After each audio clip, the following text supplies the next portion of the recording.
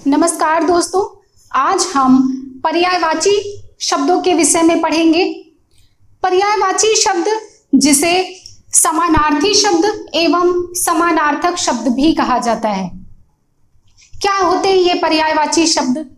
जैसे पर्यायवाची को अगर हम खंडित करते हैं तो इसमें इसके दो खंड होंगे, पर्याय प्लस वाची।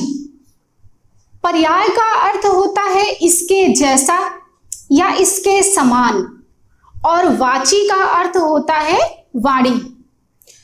और समानार्थी कहा जाता है तो समानार्थी का तात्पर्य है कि समान अर्थ रखने वाले शब्द, अर्थात भाषा में ऐसे शब्द जिनके अर्थ एक समान होते हैं, एक जैसे होते हैं, उन्हें ही समानार्थी शब्द कहते हैं या उन्हें ही पर्यायवाची शब्द भी कहा जाता है।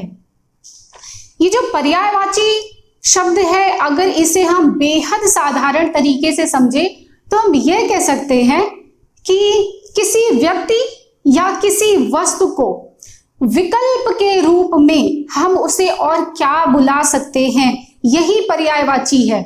इसे समझने के लिए जैसे मैं आपको एक उदाहरण दूं, अब कह सकते हैं कि जैसे एक व्यक्ति का नाम मोहन प्रसाद शर्मा है और वह बहुत ही बड़े ज्ञानवान पंडित हैं और पंडिताई ही उनका व्यवसाय है।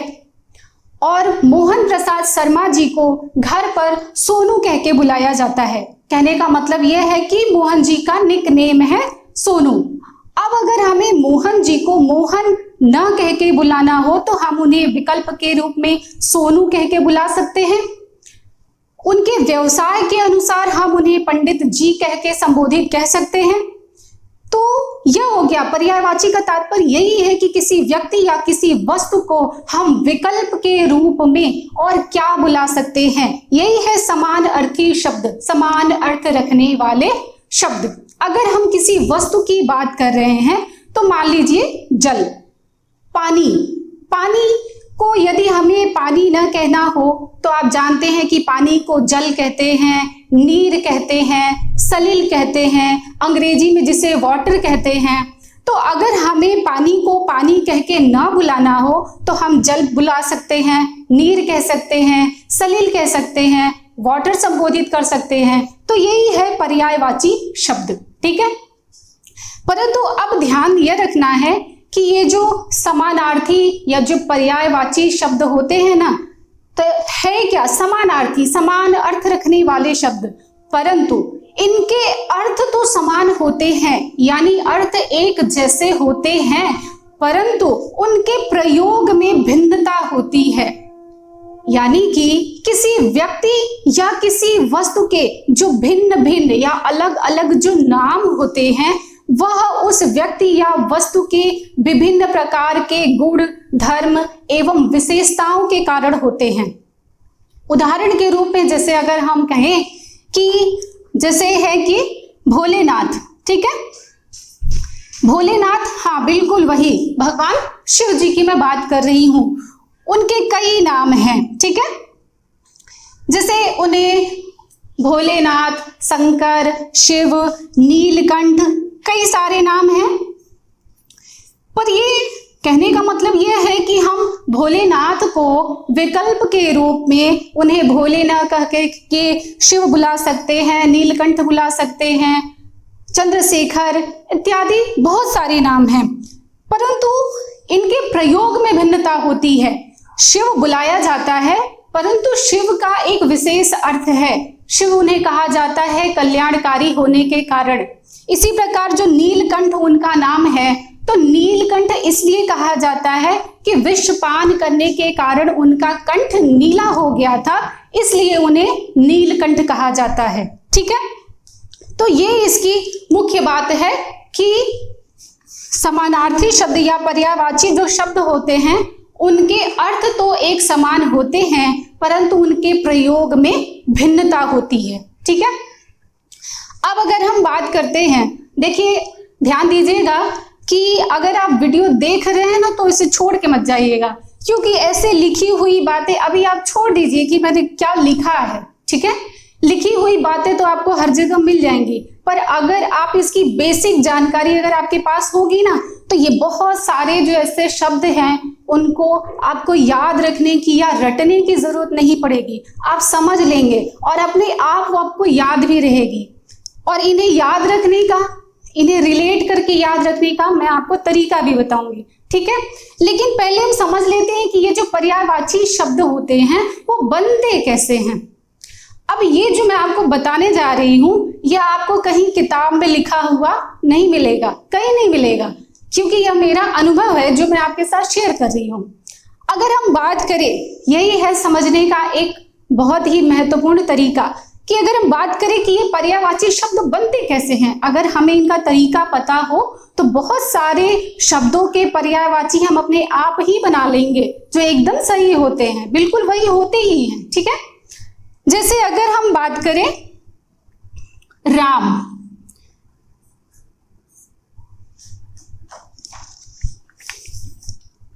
यहां पर लिखते हैं, जैसे अगर हम बात करते हैं राम, जी बिल्कुल वही राम, प्रभु श्री राम, ठीक है। देखिए देवी देवताओं से संबंधित भी पर्यायवाची बहुत सारे पूछे जाते हैं, परंतु यहाँ पर मैं आपको सिर्फ इसलिए बता रही हूं कि पर्यायवाची कैसे बनते हैं वो हम समझ लेते हैं। तो किसी वस्तु या किसी व्यक्ति, पर्यायवाची किसी वस्तु का भी हो सकता है, किसी व्यक्ति का भी हो सकता है, तो किसी व्यक्ति या किसी वस्तु का जो पर्यायवाची होता है वह सबसे पहले तो उस व्यक्ति या उस वस्तु की अपनी स्वयं की विशेषताओं, गुण एवं जो उसके अपने गुण होते हैं, कुछ उसके अपनी विशेषताएं होती हैं, उनके आधार पर उस व्यक्ति या उस वस्तु के कई अलग अलग नाम होते हैं। दूसरा जो पर्यायवाची बनता है वह उस व्यक्ति या उस वस्तु से संबंधित लोगों से मिलकर के बनाया जाता है, ठीक है।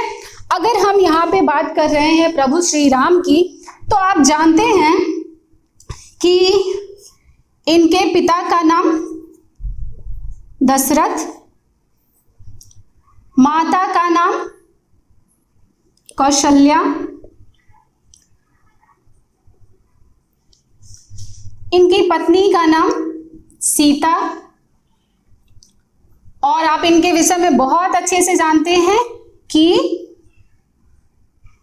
बड़े ही ज्ञानी इनके शत्रु हैं रावण, साथ ही ताड़का भी इनके बहुत बड़े शत्रु थे, ठीक है।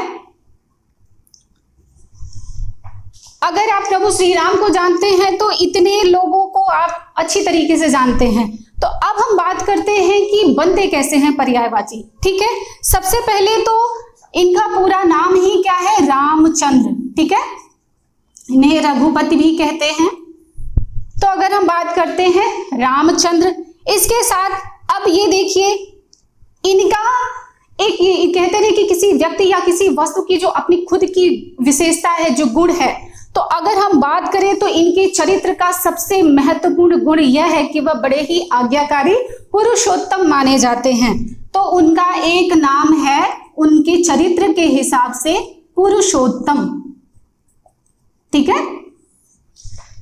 अब अगर हम बात करें इनके कुछ उपलब्धियों, इनकी विशेषताओं, तो ये जो रावण है उनके बहुत बड़े शत्रु, आप जानते हैं कि रावण ने सीता जी का अपहरण कर लिया था। तो शत्रु अगर रावण है तो अरि कहते हैं, अरि का अर्थ होता है शत्रु, तो रावणारि यह एक इनका हुआ है कि इनका पर्यायवाची है रावण का वध करने के कारण, ठीक है।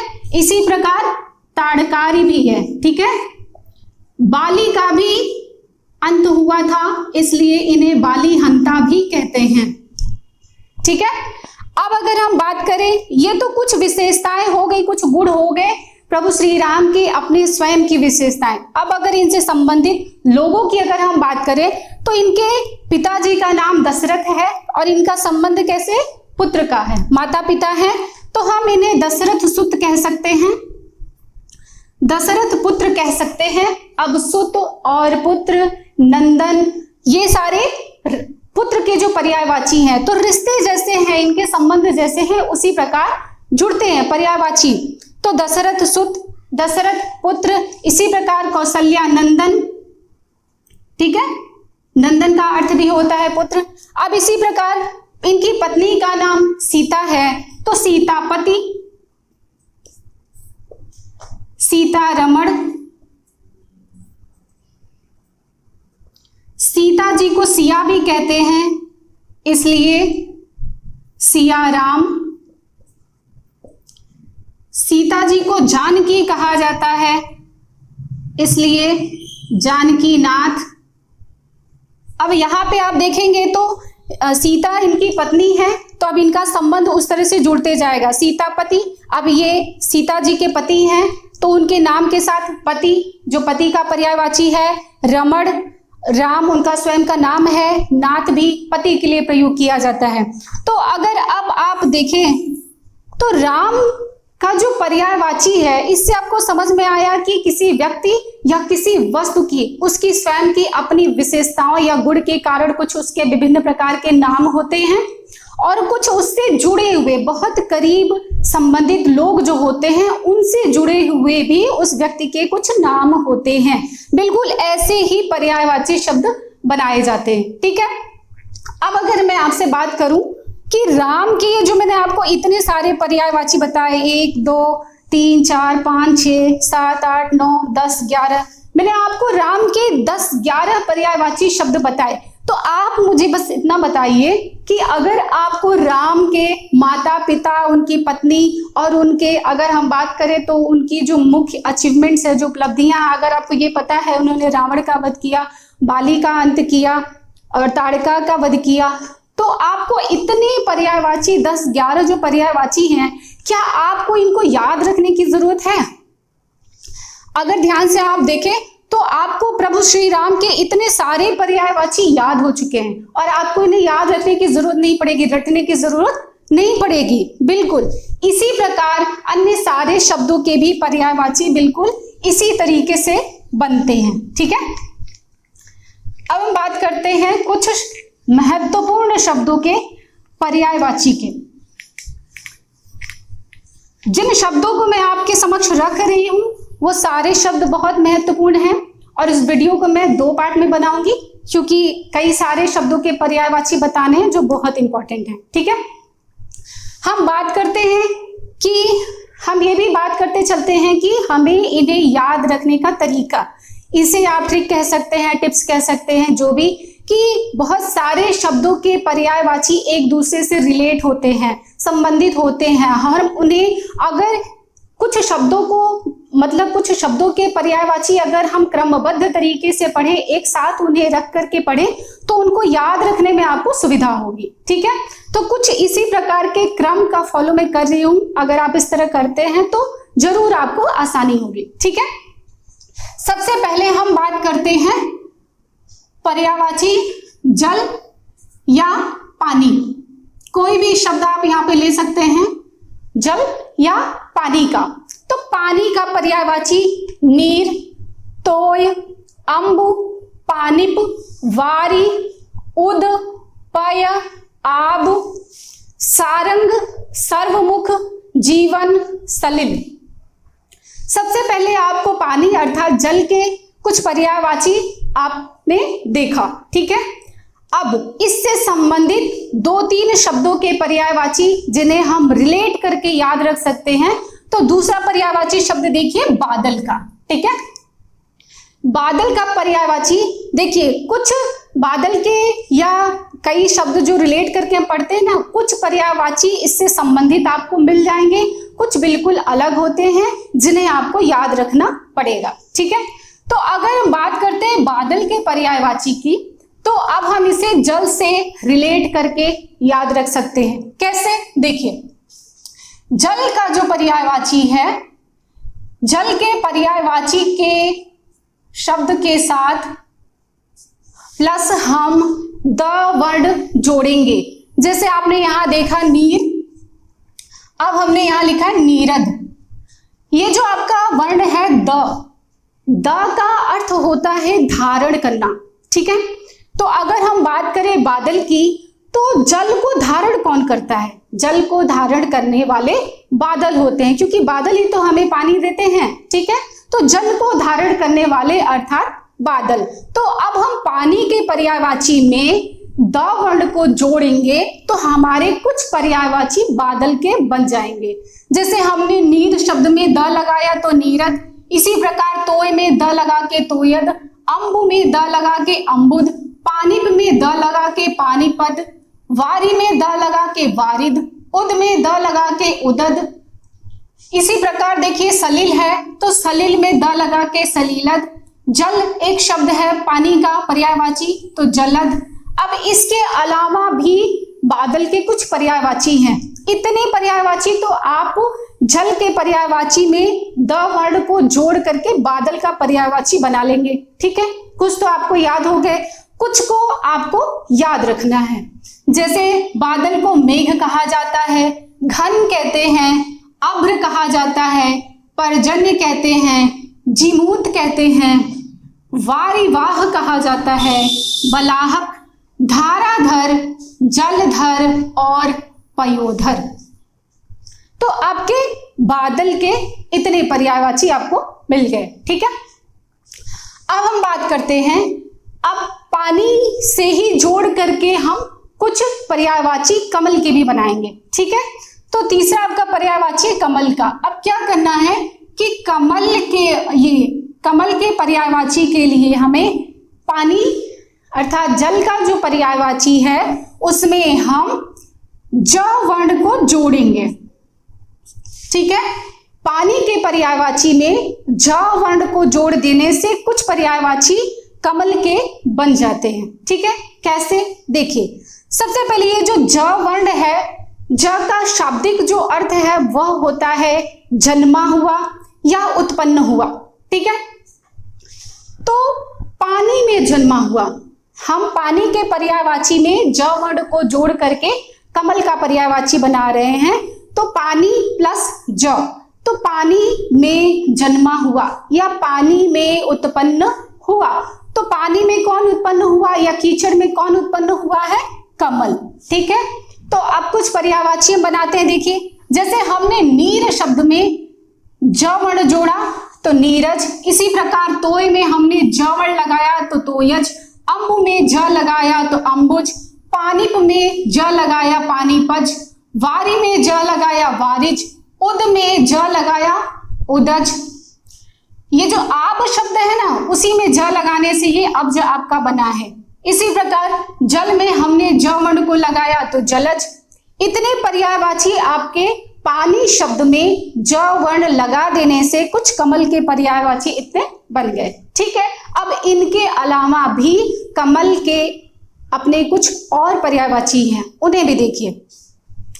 कमल को सरोज भी कहा जाता है, सरसिज कहते हैं, शतदल कहा जाता है, राजीव कहा जाता है, तामरस कहते हैं, नलिन कहा जाता है, अरविंद का अर्थ भी कमल होता है, पद्म कहते हैं, इंदिवर, कंज, सरोरुह, पुंडरीक, उत्पल। ये देखिए, जिनको मैंने ऐसे सर्कल कर दिया ना, ये कमल के जो पर्यायवाची है वो बहुत महत्वपूर्ण है, क्योंकि जो पर्यायवाची हम पानी से जोड़ करके बनाते हैं वो तो बहुत आसान है, लेकिन ये जो कुछ पर्यायवाची हैं ये बहुत महत्वपूर्ण है, जिन्हें बार बार पूछा गया है। जैसे आपसे कंज पूछा जाता है, इंदिवर पूछते हैं, उत्पल पूछा जाता है, पुंडरीक पूछा जाता है, सरोरुह पूछा जाता है। तो इन ये जो अलग से शब्द हैं, देखिए ये सारे आपको पढ़ने के लिए हर जगह मिलेंगे, लेकिन ध्यान दीजिए ये सिर्फ ऐसा नहीं है कि हर जगह मिलेंगे इसे पढ़ लेना, नहीं, ये बहुत महत्वपूर्ण है, इसलिए जरूर पढ़ना है। ठीक है, तो ये हो गए आपके कमल के पर्यायवाची। अब जो चौथा पर्यायवाची वो है समुद्र का। तो समुद्र के भी कुछ पर्यायवाची हम पानी से रिलेट करके बना सकते हैं। कैसे? तो देखिए, पानी के ही पर्यायवाची में हम निधि या धी, पानी का पर्यायवाची प्लस उसमें निधि शब्द या धी शब्द जोड़ करके कुछ पर्यायवाची हम समुद्र के बना सकते हैं। समुद्र अर्थात सागर के पर्यायवाची। ठीक है, तो देखिए, जैसे नीर है, नीर में हमने धी लगाया तो नीरधि। तोय में हमने धी लगाया तो तोयधि, तोयधि समुद्र का पर्यायवाची। इसी प्रकार हमने अम्बु में धी लगाया तो अम्बुधि। पानीपधि, वारिधि, उदधि, पयोधि, जलधि। और ये जो आपका अब्ज शब्द है ना, जो आब है, उसी से मिलके अब्धि बना है। ठीक है, अब यहाँ पे थोड़ा सा देखिएगा, नीरधि शब्द है या तोयधि शब्द है, हमने धी लगाया है। अब धी के जगह पे नीर निधि, तोय निधि, अम्बु निधि, पानीप निधि, वारी निधि, उद निधि ऐसे भी लिख सकते हैं। ठीक है, तो हम मतलब पानी के पर्यायवाची में हम धी लगा के या निधि शब्द लगा करके भी समुद्र का पर्यायवाची बना सकते हैं। ठीक है, और ये जो निधि शब्द है या धी है, इसका जो शाब्दिक अर्थ है वो होता है खजाना। निधि मतलब खजाना, कह सकते हैं कि भंडार। तो यहाँ पे अगर हम देखें तो पानी का भंडार, पानी का खजाना, तो पानी का भंडार कहाँ होता है? समुद्र होता है। पूरा भंडार तो सारा नदियों का जल, सारा जल तो समुद्र में ही जाकर के इकट्ठा होता है। तो ये आपके हो गए कुछ पानी से जुड़ करके बने हुए समुद्र के पर्यायवाची। तो जल निधि भी है, देखिए बिल्कुल ऐसा ही, ऐसे ही नीर निधि भी है, जलधाम भी कहते हैं, अर्णव कहा जाता है, रत्नाकर कहते हैं, पारावार बहुत महत्वपूर्ण शब्द है, वारिस कहते हैं, नदीस कहते हैं। नदियों का सारा जल जाके समुद्र में मिलता है, नदियों के ईश, तो इसलिए नदीस कहा जाता है। सागर कहते हैं, सिंधु कहा जाता है, वरुणालय कहा जाता है, मकरालय कहते हैं, क्षीर निधि कहते हैं। तो आपके इतने सारे पर्यायवाची आपको समुद्र के मिल गए, और जिनको मैंने ऐसे सर्कल बनाया वो तो बहुत महत्वपूर्ण है। ठीक है, जैसे ये रत्नाकर, अर्णव, पारावार, नदीस, क्षीर निधि, मकरालय, वरुणालय, ये सब बहुत महत्वपूर्ण है समुद्र के जो पर्यायवाची हैं। ठीक है, तो ये हो गए आपके कुछ इतने, जो एक साथ अगर आप इन्हें क्रमबद्ध तरीके से पढ़ेंगे तो आपको बहुत सारे इजिली याद हो सकेंगे। ठीक है, चलिए आगे देखें। सूर्य, सूर्य का पर्यायवाची बहुत ही महत्वपूर्ण है, इसे जरूर ध्यान में रखना है। क्या क्या है सूर्य के पर्यायवाची? सबसे पहले है दिनकर। अब देखिए दिनकर है, थोड़ा सा समझते चलिएगा जो शब्दों के अर्थ है। दिन कर, दिन को करने वाला, जब सूर्योदय होता है उसके पश्चात दिन शुरू होता है, तो दिन को करने वाला अर्थात दिनकर, जिसे सूर्य कहा जाता है। इसके साथ ही दिवाकर, भानु, भास्कर, अंशुमान, प्रभाकर, रवि, मार्तंड, हंस, अंशुमाली, सविता, आदित्य, सूरज, सप्ताश्व। देखिए सप्ताश्व शब्द में क्या है कि उनके सूर्य के जो घोड़े होते हैं इसमें 7 अश्व होते हैं, 7 घोड़े होते हैं, तो इसीलिए सप्त प्लस अश्व है, सप्ताश्व। ठीक है, कमल बंधु, कमल बंधु इसलिए कहा जाता है कि सूर्योदय के समय कमल खिलता है, तो सूर्य के आने के कारण कमल खिलता है, इसलिए उन्हें कमल बंधु कहा जाता है। अर्क, पतंग, मित्र, मिहिर, कालिंद और दिनेश। दिनेश यही दिन के ईश। ठीक है, तो इतने सारे आपके सूर्य के पर्यायवाची हैं जो सारे के सारे ही बहुत महत्वपूर्ण हैं, तो इन्हें जरूर ध्यान में रखिएगा। ठीक है, जैसे ये सप्ताश्व, मिहिर, पतंग, खासतौर से ये अर्क, ये कई बार पूछा गया है। ठीक है, नेक्स्ट है आपका चंद्रमा। चंद्रमा का पर्यायवाची भी बहुत इंपॉर्टेंट है। क्या क्या है देखिए, चांद, बहुत सिंपल है, साथ ही निशाकर। अब यहां पर देखिएगा कि अच्छा अगर हम बात करें जब चंद्रमा होता है उस समय की जो वातावरण जो होता है, उस समय जो नजारा होता है, क्या क्या होता है? चंद्रमा होता है, चंद्रमा के साथ साथ तारे होते हैं और रात्रि होती है। ठीक है, तो देखिए अब जो चंद्रमा का कुछ पर्यायवाची है वह रात्रि के पर्यायवाची के साथ मिलकर के बना है। तो जैसे आप देखेंगे निशा, निशा रात्रि का पर्यायवाची है, रजनी रात्रि का पर्यायवाची है, छपा ये सब रात्रि अर्थात रात के पर्यायवाची हैं। तो क्या है? कर का अर्थ है करने वाला, निशाकर, निशा को करने वाला, रजनी को करने वाला, छपा को करने वाला। तो यहाँ पर निशा, रजनी और छपा का अर्थ है रात्रि। ठीक है, तो ये सारे आपके रात्रि के पर्यायवाची के अंतर्गत आएंगे, जो भी हम नेक्स्ट देखेंगे। ठीक है, तो चांद, निशाकर, रजनीकर, छपाकर, निशाकांत।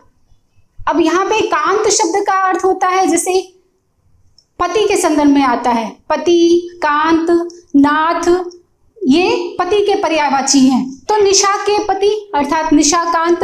इसी प्रकार है सुधाकर, विधु, कुमुदनी पति। कुमुदनी पति इसलिए कहा जाता है कि कुमुदनी का जो पुष्प होता है वह रात्रि में खिलता है, जब चंद्रमा उगता है उस समय, इसलिए उसे चंद्रमा को कुमुदनी पति भी कहा जाता है। इसके अलावा हिमांशु, सुधांशु, शशि, राकेश, इंदु, मयंक, रजनीश। अब देखिए रजनीश भी रात्रि का जो पर्यायवाची है, रजनी प्लस ईश अर्थात रात्रि के जो ईश हैं, रात्रि के स्वामी। ठीक है, विभाकर, मृगांक, कलानिधि, इन्हें बहुत सारी कलाओं का भंडार कहा जाता है। औषधीश, औषधियों के ईश कहे जाते हैं। सोम, हिमकर। अब देखिए कि ये जो तारापति, तारानाथ, ताराकांत, ये है, मैंने आपको बताया अभी कि चंद्रमा के साथ साथ तारे भी होते हैं। तो तारा जो शब्द है उसके साथ पति के पर्यायवाची जुड़े हैं, पति, नाथ और कांत। तो तारापति, तारानाथ और ताराकांत, ये सारे पर्यायवाची भी आपके चंद्रमा के हो जाते हैं। ठीक है, नेक्स्ट है आपका रात। बहुत महत्वपूर्ण है और इजी भी है। तो देखिए हमने यहाँ पे देखा था निशा, तो ये निशा, रजनी और छपा, जैसे हमने इसमें देखा था चंद्रमा में कि निशा को करने वाला, रजनी को करने वाला, छपा को करने वाला। तो रात्रि का पर्यायवाची कौन कौन सा है? निशा, रजनी, छपा, रैन, रात्रि, राका, विभावरी। विभावरी शब्द आपने जरूर पढ़ा है, बीती विभावरी जागरी। ठीक है, कविता है ना। इसके अलावा सरबरी, यामिनी, तमी और तमस्विनी, इतने पर्यायवाची आपके रात के हो जाते हैं। ठीक है, अब अगर हम बात करें तो मैंने कहा था कि हमें याद करके रखना है, तो कैसे हमें इन्हें रिलेट करना पड़ेगा। अब हम पर्यायवाची देखते हैं राक्षस का। राक्षस का क्यों? क्योंकि ज्यादातर जो भूत, पिशाच, राक्षस होते हैं वो रात्रि में दिखते हैं। तो अब रात्रि के जो पर्यायवाची हैं कुछ, जैसे निशा, रजनी, रात्रि और तमी। चर का अर्थ होता है विचरण करने वाला, भ्रमण करने वाला, यानी रात्रि में भ्रमण करने वाला। तो रात्रि में भ्रमण करने वाला राक्षस, जिसे अधिकतर वो रात्रि में ही मतलब भ्रमण करते हैं, इसलिए अब उनके पर्यायवाची क्या क्या हैं? निशाचर, रजनीचर, रात्रिचर, तमीचर। रात्रिचर जानते हैं, चोर को भी कहा जाता है। इसके अलावा उल्लू को भी कहा जाता है, क्योंकि चोर भी अधिकतर रात्रि में आते हैं और उल्लू तो रात में ही जगता है। ठीक है, इसके अलावा ये तो बहुत इजी है, दानव, दैत्य, असुर। अब देखिए असुर शब्द कैसे बना है, यहाँ पे अगर आप देख रहे हैं तो अ प्लस सुर है। सुर का अर्थ होता है देवता, और अ का अर्थ हमेशा मैंने आपको कई जगह बताया है कि अ का अर्थ होता है नहीं। तो जो सुर नहीं है अर्थात जो देवता नहीं है वो है असुर अर्थात राक्षस, दैत्य, दानव। ठीक है, फिर है इंद्रारी। अरि शब्द का अर्थ होता है शत्रु। तो इंद्रारी, इंद्र के अरि अर्थात इंद्र के जो शत्रु हैं राक्षस। इसी प्रकार सुरारी, सुर प्लस अरि, तो देवताओं के शत्रु राक्षस। इसके साथ ही है धनुष, और इन्हें यातुधान भी कहा जाता है। ठीक है, नेक्स्ट है आपका दिन। दिन के पर्यायवाची भी बहुत महत्वपूर्ण हैं, एक दो हैं, मैं उनको बताऊंगी आपको जो कई बार पूछे गए हैं। दिन के पर्यायवाची जैसे दिवस, वासर, तिथि, वार। वार आप समझ ही रहे हैं, हर बार हम लोग जो पढ़ते हैं ना कि सोमवार, मंगलवार, तो वो वार। अहन बहुत पूछा गया है, अहन। दिनांक आप जानते होंगे, मिति और तारीख। अहन शब्द कई बार पूछा हुआ है, ठीक है। इसके बाद पर्यायवाची हम देखते हैं संध्या का। तो एक क्रमबद्ध तरीके से पढ़ेंगे तो याद रखना इजी रहेगा।